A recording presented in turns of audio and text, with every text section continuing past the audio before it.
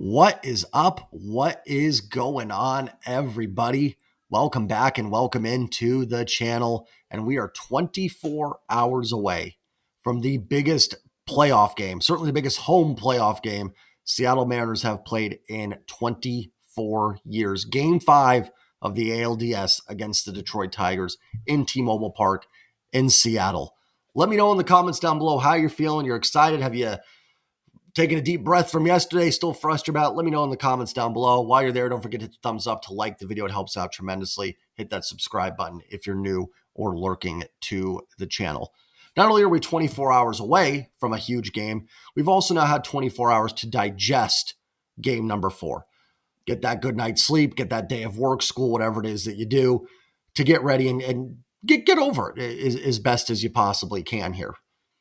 It was a frustrating game. That's not going to change, right? I was frustrated. It hurt, right? That one hurt because you could feel it. You could taste it a little bit. Mariners are up 3-0 in the 5th. The script was going the Mariners' way for that game, and then it just turned in a second against them.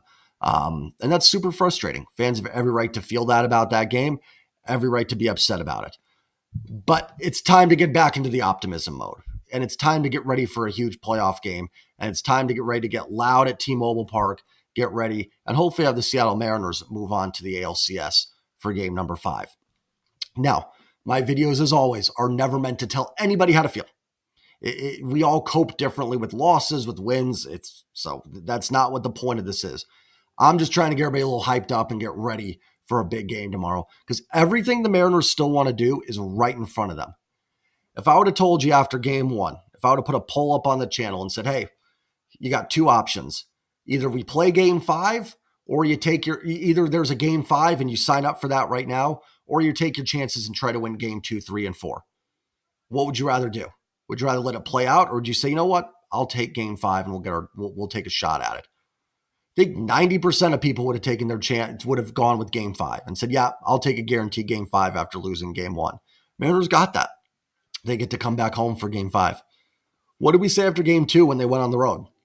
Got to find a way to win at least one game in Detroit. Have to find a way to win one, because if you don't do that, season's over. They found a way to win one in Detroit. They got one. Now they get to come back home, which was the worst case scenario if you were able to win one. They don't win one, season's over. And we're not even talking about baseball anymore. Found a way to get one. Had it been reversed, the fan base would be pumped. Had they lost game 3 and won game 4, they'd be like, let's go. We got game 5 coming back home. But because it's reversed, there's a negativity about it. And I get it. Well, Jay, the momentum now, sure. And we'll talk about that in a second. But it's the same result. It's 2-2. If they lost game 3 and won game 4, you were in the same position. It's a series tie. And in terms of the momentum's as good as the next pitch. Mariners had all the momentum going into the bottom of that 5th inning up 3-0. Everything was going their way. And it was gone just like that, because the Tigers got a few guys on base and got a few hits. So if Randy Arozarena leads off tomorrow with a double and Julio 2 batters later hits a 2-run home run, do the Tigers still have the momentum? Or is it with the Mariners now? Momentum can change. The next pitch of this game, get the first pitch of game 5, can change the momentum of a series. So I don't think necessarily that there's some sort of like just massive momentum in the Tigers' favor here going into game number 5. If you read the Adam Jude article in, let me pull it up here, for the Seattle Times, he had a quote from Gabe Spires, and he said, honestly, all my mind is on right now is Friday. I think everyone is really excited to get back to Seattle and put on a show for our home crowd. And Jude mentions in that same quote, the post-game mood was surprisingly upbeat because the season is not over. The guys know that. The players know that. Yeah, they would have loved to have finished it out yesterday. Of course, you'd much rather finish it out. You'd rather finish the work today that you don't have to do tomorrow. We'd all love to get our Thursday work done and get Friday off, right? Or finish it on the weekend and not have to go in Monday. We'd all love to do that. Sometimes it doesn't happen. Still got to go into work. You still got to get it done. The clubhouse should be upbeat. You have to throw it away. You absolutely have to throw a game like that away, because it truly does not matter tomorrow night. Now, after the season's over, can we go back and say, man, that was a blown opportunity? Potentially, yes, absolutely. That game will remain frustrating. Mariners could win the World Series, and that game would still be frustrating. But from a player's mindset, and I think even for the fans, we've got to throw it away because it's done. And nothing's over yet for the Seattle Mariners. In fact, logistically, they're in a great spot coming back home for Game 5. They are. They've got the home field advantage. This is why that matters in a short series, or in any series, to be perfectly honest. And players are good at that. Players tend to have a very short-term memory. Throw it away, move on to the next one. I think sometimes fans actually, we dwell on a little bit more than the players do. And I think that's got to be the message. I'm sure it's the message Dan relayed to them. He came out in the post-game press conference like, we got a great opportunity to come home and win this series in front of our home fans. Everything is right there. The Seattle Mariners, believe it or not, just contrary to what you might be reading, were not eliminated yesterday. And that could be contrary to maybe how I felt yesterday. And again, this isn't like I'm 180ing it. The emotions are real. Like, that was frustrating. I'm not telling anybody that's frustrated or anybody that's down how to fan. I will never do that. I don't think anybody should do that. We all cope differently with wins, losses, as I said earlier. So I'm not trying to tell anybody that's sitting there going, man, it's going to be tough. Absolutely, it's going to be tough. It is absolutely going to be tough tomorrow. The playoffs are tough. It's not easy to get through it. The 2001 Mariners that won 116 games had to go to 5 games against Cleveland to get in. We can switch up the tactic, go to football. The best team maybe not the best team ever, but the best team I've seen in my time as a Seahawks fan was the 2013 Seattle Seahawks, Super Bowl champs. If Richard Sherman doesn't tip the pass or slips or something or just doesn't make a play, that team doesn't even get to the Super Bowl. They had to play the second best team in the NFL that year, the 49ers, to get through, right? It's hard. It is hard to win. Tigers were not going to roll over for you in Game 4. Not saying that the Mariners should have won that game. I think they should have.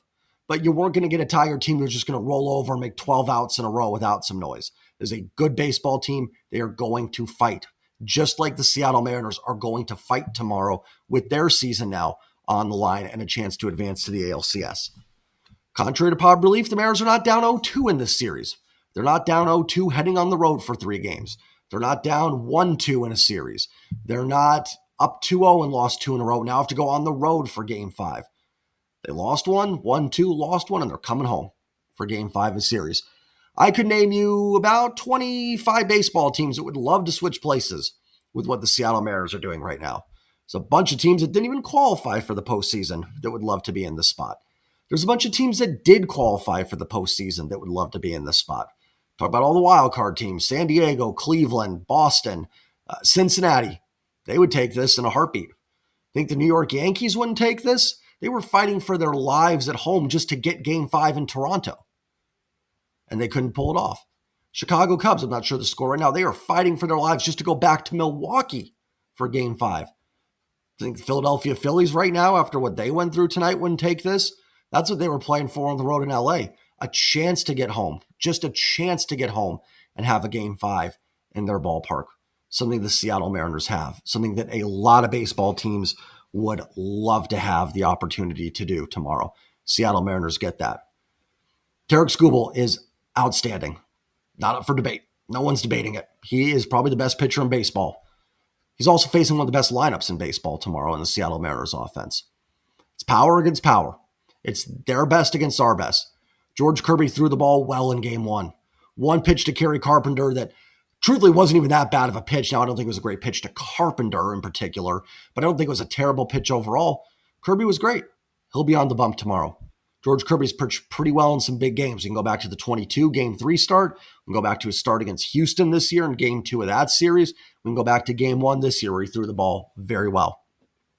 Mariners have beaten Tarek Skubal. Not trying to keep hammering that in because I don't think that necessarily matters for tomorrow, but it hopefully does give the team a little confidence knowing that they can beat him. And honestly, it was in a way nice to see in Game 2 that they didn't just score 7 runs off him to beat him.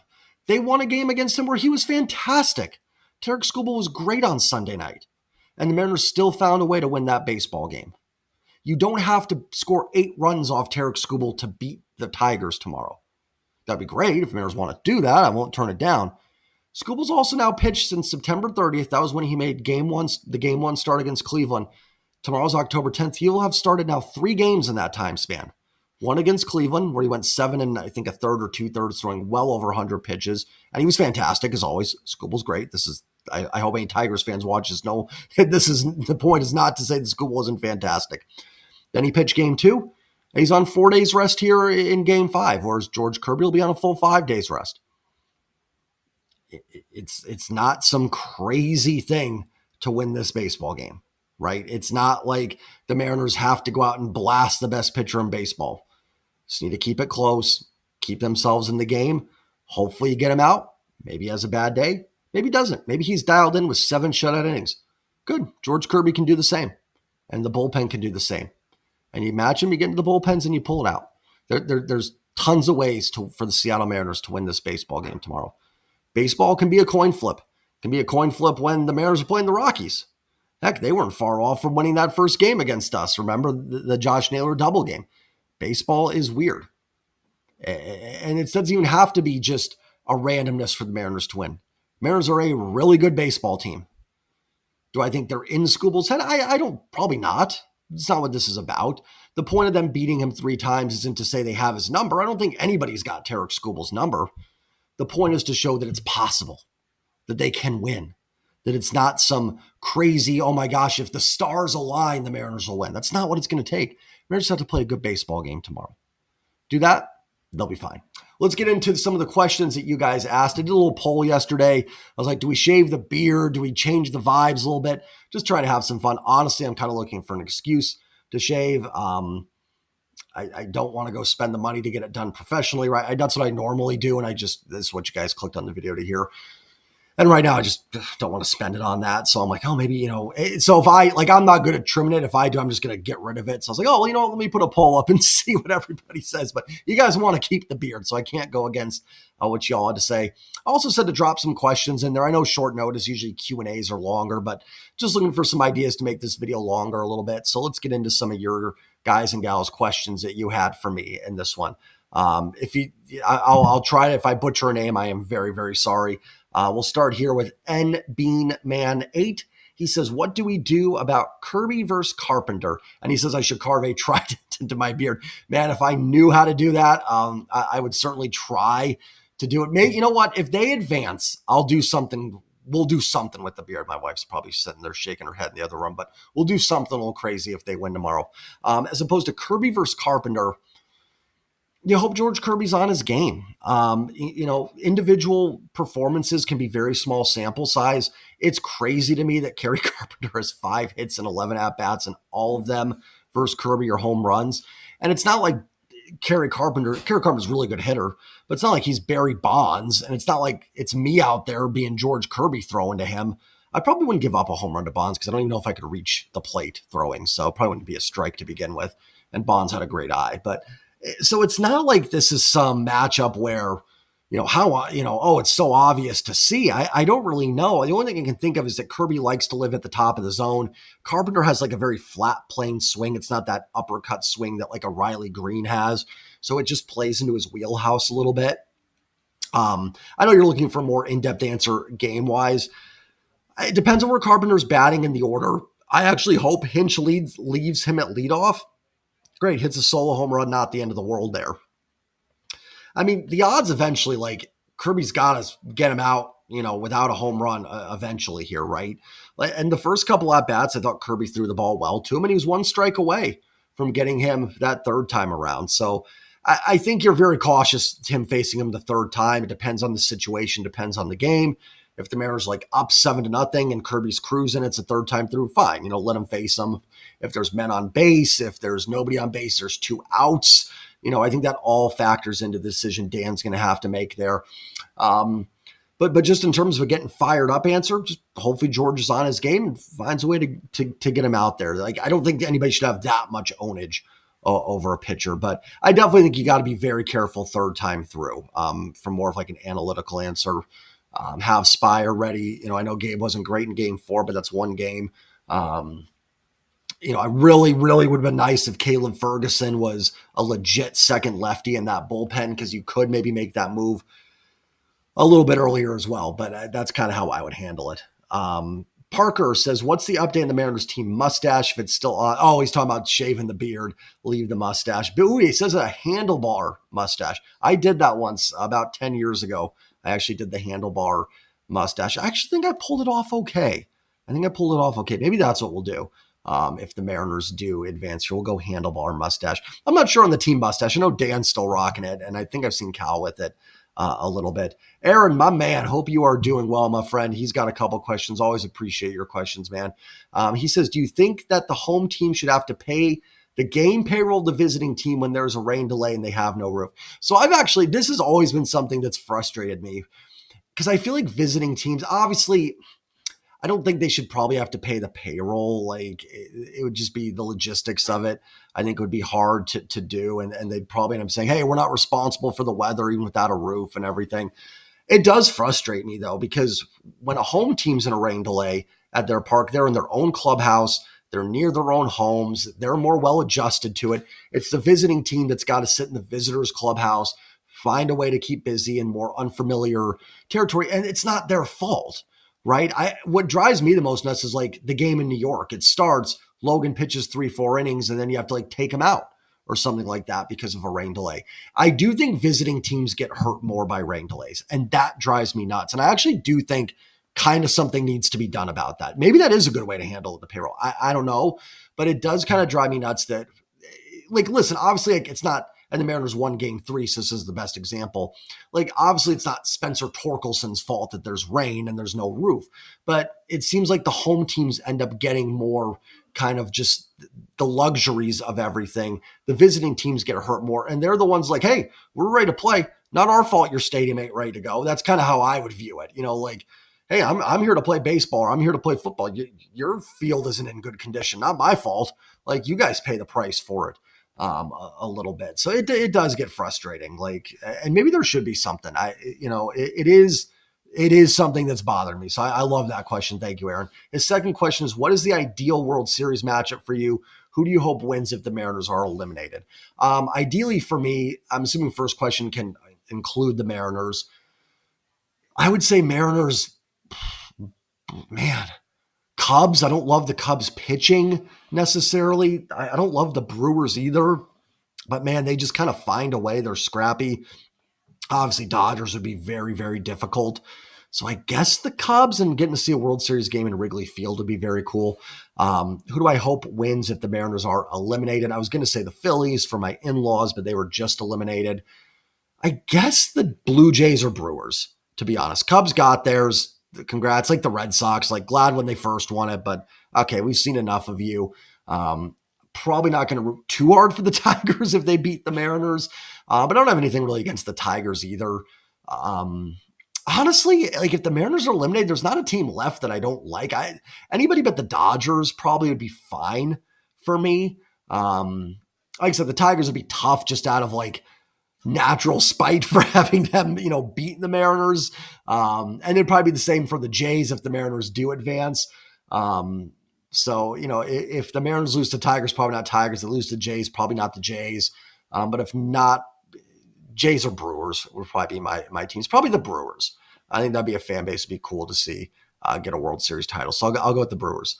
And then Aaron's final question. Oh, I hit the wrong button. His final question is, if we get a Dodgers-Mariners World Series, do you think they should prioritize the East Asian market, i.e. start games at 7 or later, Pacific, therefore 11 a.m., in Tokyo, over the Eastern time zone viewers? Interesting. I kind of think yes, actually. They should certainly prioritize Mariners and Dodgers, the West Coast, obviously. Obviously, with Shohei Ohtani in it and Ichiro's connections to Seattle, I think it would be, big in the East Asian market, a huge World Series for that. They certainly prioritize the Eastern time zone in every other series we see, right? Like the Mariners getting bumped to FS19 in game 3 because, the Yankees game started. God forbid that got interrupted for 5 minutes. So I don't think they will. But I don't think it would be a bad idea. Like 7:10, 7:30 start times. It certainly shouldn't prioritize the East, but they're going to want the viewership there. So I think they would. I think you'd see games probably start at like 5 or 6. Be interesting, though. When was the last time we had an all West Coast World Series? I guess Texas and Arizona kind of, but by the time the World Series started, I think Arizona's already in Mountain Time, and Texas is already 2 hours ahead of Pacific, so that's not a great example. Giants and Angels? Giants and Angels is like the last I can think of, unless I'm missing a really obvious one. I'd be curious what the start times were for that game. Martin Mertens, hopefully I pronounced that correctly. He says, where in the world is Emerson Hancock? It's easy for me to say, but I think using Emerson a couple times in the series or at least once made a lot of sense. Where has Emerson gone? Martin, I agree. I thought yesterday when Vargas came in, that would have been a great opportunity to see Hancock there. He looked really good against Colorado in his last appearance, and his sweeper added, like, again, I'm not the data guy, but like some crazy extra movement on it because he changed his arm angle a little bit there. And it showed, right? No walks, 7 Ks for Hancock in that start against Colorado. Now, Colorado, so like take it with a grain of salt. But I would have liked to have seen them, like, I can understand Dan's not going to go to Emerson over Gabe, Bizardo, Brash, Munoz, right? Just not going to happen. But I would have liked to have seen if he could have been more of a weapon. I wish they would have maybe, it's tough because they were in a race. You don't want to tinker with things when you're in the race. But against the Dodgers, use them for an inning out of the bullpen there. Maybe they did and I missed it. I didn't watch that series a ton, to be perfectly honest. But I would have liked to have seen him definitely yesterday instead of Vargas. Let him get 2 innings and see what he can do. Game 1, I can get going to Vargas there in the 11th. He's been a little bit more reliable this year. It's not like Hancock was great this season. And again, even that one great outing, Colorado. But I don't agree with you. I do agree with you in terms of wanting to see him. I would have pitched him yesterday instead of Vargas at the end of game 4. Tank Evans 3 says, what do you think about Dan's decision to pinch hit Garver for Dom in the top of the 4th? At the time, Dom had your only RBI, while Garver and Raley continued to look lost at the plate. Garver didn't walk to load the bases, but was 0-2 and gifted at the walk. By the way, to everybody, appreciate the questions. Thank you all so much. So Martin, Tank, Aaron, who's the first question from? I think it was N Bean Man 8, Parker, and then anybody that left a comment. I appreciate y'all. I didn't love it that early. I'm not a huge fan of pinch hitting that early in the game. I think another reason that you could go against it is, like, I get the process, right? Dom, Garver, Raley. But Luke Raley's been awful. Like, if Luke Raley was Luke Raley of 2024, I think it's an okay process. I think while Dom's been serviceable against lefties, I think it's been very BABIP driven. I think he's just had very fortunate luck with batting average on balls in play. I do think Garver is probably the better hitter against left-handed pitching than Dom Canzone. And that was a big spot there where if you can get into one, you make it 4-0. So again, I don't love it that early, and it was 2 on, nobody out. You know, Dom has been serviceable against lefties, so I would have probably stuck with Dom, and then maybe Garver, if that at bat was in the 8th inning, maybe I make that change there and see if he can get into one and add on. I would also add to, like, Garver, well, I think has been serviceable against lefties and better than people think. You know, he hasn't been Jahmai Jones from Detroit, who's just mashed lefties. He's just been more above average against lefties. So, yeah, I would agree. I don't love that pinch hit there. And then you're stuck with Raley later, who has been terrible. You know, and I love Luke Raley. Love me some Luke, but man, he has been really bad. And you kind of put yourself in that situation there. A couple things I will say, though, I don't think it costs them the game in any way. And then I will give Garver did work that walk. I don't know if he was gifted the walk. It was 0-2. Holton tried to throw some pitches outside. Hey, we've seen guys flail at pitches all the time, right? We've seen Julio swing and miss at some 3-2s and some 2-2s outside the zone. So Garver deserves credit for the walk there. That was a good at bat. And you know, if Dom strikes out there, then Holton stays in and you don't use Finnegan up. Dan also, by doing that, kind of forced the hand there to go to Finnegan and getting Holton out of the game early.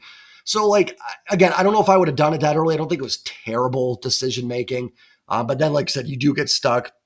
Honestly, I might have left Garver in over Luke Raley at DH. I just haven't seen it from Luke since he's come back. But I appreciate the question there, my friend. And then a bunch of questions about people putting in their take on shaving the beard. So I think that was actually it for the questions. Let me just go through real quick here and make sure I didn't miss one because I do not want to do that.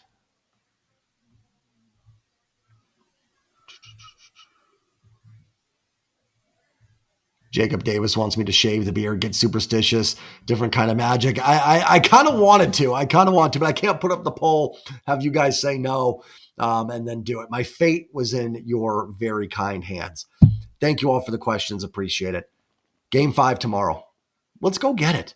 How about we go get a W tomorrow, right? Like, let's go win this baseball game, guys. Let's go advance to the ALCS. They've got everything they need right in front of them. I know it's a cliche. I know it's something every dang manager stands up and, hey, everything's still right in front of us that we want. But it is. It is still right in front of them for tomorrow. They've got Kirby on the mound, who's been great, and they've got one of the best offenses in baseball. Go beat Tarek Skubal and go put yourselves in the ALCS and get on a plane to Toronto for Sunday. And let's play a little bit more baseball. That sounds good to me. Take care, everybody. Love y'all. Let's get pumped for the Game 5 tomorrow. Let me know if you're going to the game, whatever you're doing. Let me know what you got planned for tomorrow. I would love to hear it. Let's get a little excited in the house. Let's get a little excited. We've had some negativity. It's time to get excited about Game 5. Take care. Like, comment, subscribe. And, of course, for Game 5 tomorrow, go Mariners. Peace.